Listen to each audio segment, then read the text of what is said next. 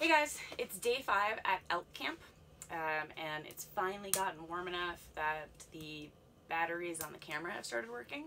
So I wanted to give you a quick rundown of the Gstove, which is one of our portable wood-burning tent stoves that CanvasCamp sells. Now, a portable tent stove is going to be more affordable than a glamping stove. What you're looking for in a portable tent stove is portability. So this is small. It packs up really light. The flue pipe, spark arrestor, and everything you need to run the stove fits inside the cylinder. That is helpful for saving space. That also means that all of that is going to get super dirty when you put it in there. So I wanted to go over a few of the tools that make running a tent stove in a hot tent a whole lot easier. A lot of people ask us, what do you put the Gstove on to ensure that it doesn't melt the floor? And there are aftermarket heat mats you can use. In previous camps, I've used just a big tile from Home Depot. They're pretty cheap. You don't really care if you crack them, but this rock has been awesome because it's not only giving us a little bit more clearance from the floor to keep the floor from melting, but it's retaining heat itself. So even when the stove goes out, that rock's radiating heat and keeping us warmer into the night. This is not a hatchet. This is a splitter. And this thing works great in two ways. One, the backside is ideal for pounding tent stakes into frozen ground. It's a lot heavier than a hatchet. And so when you flip it around, it also has a larger angle of attack on the top side. And so if you give wood just a little tap, see, it splits all the way through. And this is super great for making kindling also because the Gstove is one of our portable stoves. You need to cut down firewood to fit into the stove body. Standard piece of firewood is 16 inches. The Gstove needs a slightly smaller piece than that. So this was a 16-inch piece.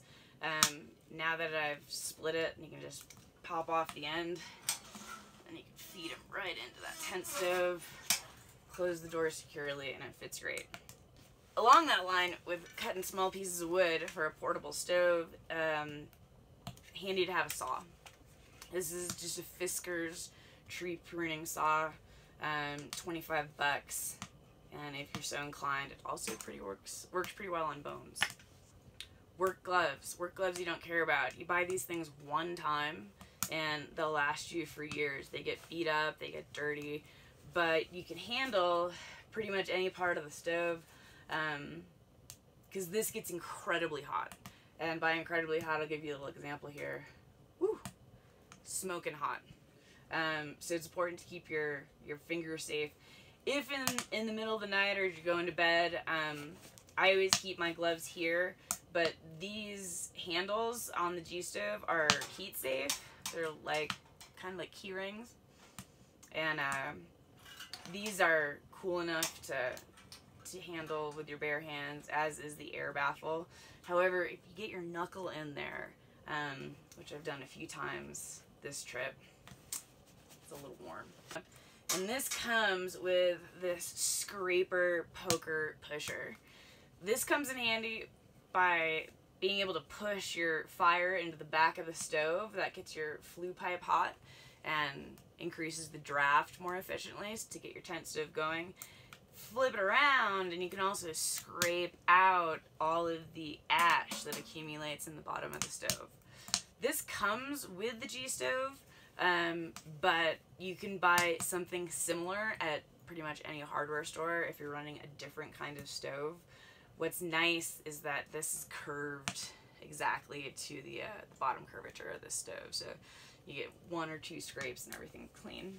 This is our wood bucket. This helps keep our tent clean. Position it right next to the door, so as we're coming in from splitting or sawing, you just dump it right in here. And also, the most important thing, fire extinguisher.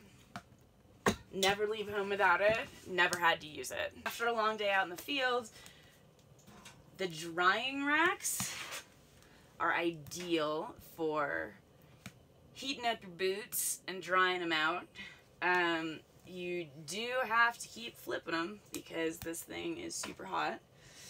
But that's been awesome. So I wanted to go over pretty quickly what we're using to cook on the Gstove, our wood-burning tent stove. And things that you should definitely bring with you. 1, gloves, work gloves. 2, tongs. These are plastic on the top, but you know, there's a couple of bucks. And flipping stuff, stirring stuff. Tongs beat spoons any day of the week. Tongs. 2, Field & Company cast iron skillet. This has obviously been used quite a bit. But what's great about Field & Company is that they make their cast iron smooth. You know, your grandma's cast iron from like the 1950s. They used to bevel out and smooth out the interior surface, which makes it a lot easier to develop a smooth patina of fat and oil over time. You never want that to come off, so you just wipe it down. But Field & Company is the only cast iron skillet that I know of that is making it the old way, and it is the best way. So this can go directly on the cooking surface. You can get this thing smoking hot, and it also just will retain heat. If you want to do like a simmer, sear, lower heat, you can fold up the drying rack and get a little bit of distance, and that's going to reduce your cooking temperature in the pan. Second thing, this bought on Amazon, but this is a hot handle specifically designed, well, fits perfectly on this. Slides in there, and so that makes it pretty easy if you needed to grab the pan without burning the shit out of your hand. Yeah, don't want to leave this on while you're cooking though, because again, this gets super hot. Also, what I've been doing is just warming up this just a little bit and then throwing this in the bottom of my sleeping bag. You got to make sure that it's not too hot, but oh man, when you slide in there at night after a long day of being freezing cold, it's super nice. The GSI Minimalist Camp Cup. I'm not exactly sure what the specific term is. They're not paying me to do this, but if you want to send me free stuff, GSI, do so. But anyway, this minimalist GSI Camp Cup, it's got this sleeve on it that it makes it okay to hold with your bare hands even when it gets hot. And this is some sort of magic space age material that you can cook right on there. Fill that up with water. We made some raviolis in here last night. It took about 5 minutes, and we're at 11,000 feet where water doesn't boil all that well. So this is awesome. Take right off the stove, put it into your camp cup, and then it also has a lid, so coffee, anything like that. Life kind of revolves around the tent stove when it is this cold outside. And so anything that you can have to make this your center for cooking, boiling water, heating, really any reason to sit close to it is pretty cool.